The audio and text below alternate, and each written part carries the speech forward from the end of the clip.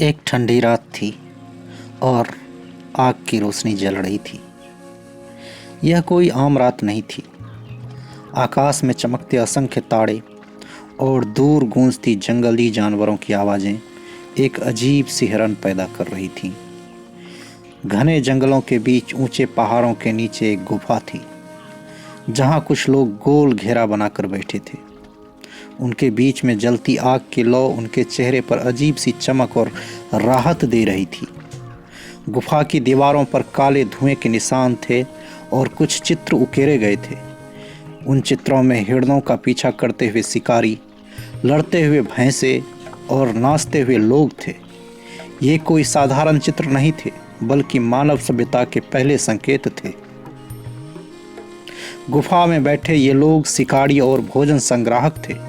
उनकी पूरी जिंदगी इस बात पर निर्भर थी कि वे कितनी कुशलता से शिकार कर सकते थे और जंगल से भोजन इकट्ठा कर सकते थे। कभी कभी वे घंटों तक बड़े जानवरों के झुंड का पीछा करते, कभी कभी जाल बिछाकर पक्षियों को पकड़ते, तो कभी कभी जंगलों से बेर, जड़ें और कंदमूल लाते। गुफा के बाहर कुछ बच्चे खेल रहे थे। वे छोटे पत्थरों को उठा उठाकर इधर उधर फेंक रहे थे। उनके पास कोई भाषा नहीं थी, लेकिन वे इशारों से एक दूसरे से बात कर रहे थे। एक बच्चा पत्थर की बनी नुकीली छेनी से पेड़ की डाल की छाल पर कुछ निशान बना रहा था। यह शायद लिखने की शुरुआत थी।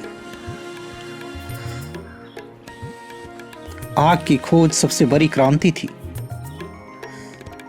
गुफा में बैठे एक वृद्ध पुरुष ने लकड़ी का एक बड़ा टुकड़ा आग में डाला और उसकी लपटों को गौर से देखने लगा। यह आग उनके लिए एक जादू की तरह थी, जिसने उन्हें ठंड से बचाया, अंधेरों को हराया और जंगली जानवरों से रक्षा की। परंतु क्या यह आग हमेशा से उनके पास थी? बिल्कुल नहीं। एक समय था जब उन्होंने पहली बार आग को काबू में किया था। गुफा के एक कोने में बैठा एक बुजुर्ग शिकारी अपने पोते को एक पुरानी कहानी सुना रहा था। बहुत पहले, जब हमारे पूर्वज जंगल में घूम रहे थे, तब आकाश में बिजली गिरी और कुछ पेड़ जल उठे। उस समय हम आग से डर गए थे, लेकिन कुछ दिनों बाद हमने देखा कि आग में गिरा मांस ज़्यादा स्वादिष्ट और नरम हो जाता है। फिर हमने सोचा, क्या हम खुद आग बना सकते हैं? हमें यह भी समझ में आया कि जब दो पत्थरों को आपस में घसीटा जाता है तो उनसे चिंगारी निकलती है। एक दिन एक समझदार शिकारी ने सूखी घास के पास पत्थर रगड़कर चिंगारी निकाली और अचानक ही आग जल उठी। उसी दिन से हमने आग को अपने जीवन का हिस्सा बना लिया। उस रात उस गुफा में बैठे बच्चों की आंखों में चमक थी। वे यह समझ रहे थे कि आग ही वह चीज़ थी जिसने इंसान को जानवरों से अलग बनाया।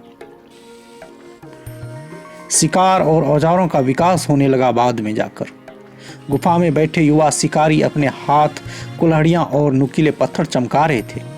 ये कोई साधारण पत्थर नहीं थे, इन्हें खास तरीके से तराश कर बनाया गया था। अब हम केवल छोटे जानवरों का शिकार नहीं करते, बल्कि भालू और जंगली भैंसों को भी हरा सकते हैं। एक शिकारी ने गर्व से बोला। उनके पास विभिन्न प्रकार के औजार थे। हाथ कुल्हाड़ी बड़ी और भारी थी, जिससे पैरों को काटा और शिकार किया जाता था। खुरचनी, जिससे चमड़ों से मांस को अलग किया जाता था। छेनी था, जो कि लकड़ी और हड्डियों को तराशने के काम में आता था। पाषाण का फलक, छोटी धारदार चाकू जैसी थी, जो शिकार और रक्षा दोनों के लिए उपयोगी थी। इन्हीं औजारों ने इंसान को जंगल के सबसे खतरनाक जीवों में से भी सबसे ताकतवर बना दिया था। शिकार के बाद समूह के लोग गुफा की दीवारों पर चित्र बनाने लगे। एक व्यक्ति ने लकड़ी के टुकड़े को जला लिया और कोयले से एक चित्र बनाया। तीर से घायल हिरन और उसके पीछे भागते शिकारी। और उसने कहा कि अब हमारे बच्चे भी समझ पाएंगे कि शिकार कैसे करना है। एक बुजुर्ग ने मुस्कुराते हुए ऐसा बोला। धीरे धीरे लोगों ने न केवल शिकार के चित्र बनाए, बल्कि नृत्य, उत्सव और अपने जीवन के अन्य महत्वपूर्ण क्षणों को भी चित्र के रूप में उकेर दिया। उन दिनों कोई व्यवस्थित भाषा नहीं थी। इंसान संकेतों और ध्वनियों के माध्यम से एक दूसरे से बात करता था। अगर किसी शिकारी ने दूर से शेर देखा तो वह विशेष प्रकार की आवाज़ निकालकर दूसरों को सचेत करता। धीरे धीरे इन ध्वनियों ने छोटे छोटे शब्दों का रूप ले लिया। यह भाषा की शुरुआत थी। जैसे जैसे समय बीतता गया, मानव ने यह समझा कि केवल शिकार पर निर्भर रहना सुरक्षित नहीं है।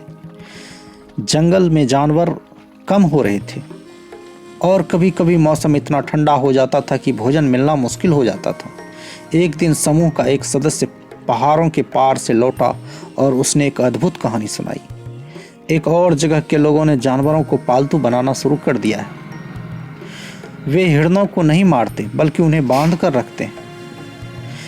एक नई शुरुआत थी। पशुपालन और कृषि की ओर यह एक पहला कदम था। कुछ लोगों ने जंगल से कुछ खास बीज इकट्ठा किए और उन्हें मिट्टी में डाल दिया। कुछ समय बाद छोटे छोटे पौधे उगने लगे। अब हमें भोजन के लिए हर समय भटकना नहीं पड़ेगा, उसी में से किसी ने खुशी से कहा। यही वह मोड़ था जब इंसान अस्थायी बस्तियां बसाने की ओर बढ़ा और नवपाषाण युग की शुरुआत हुई।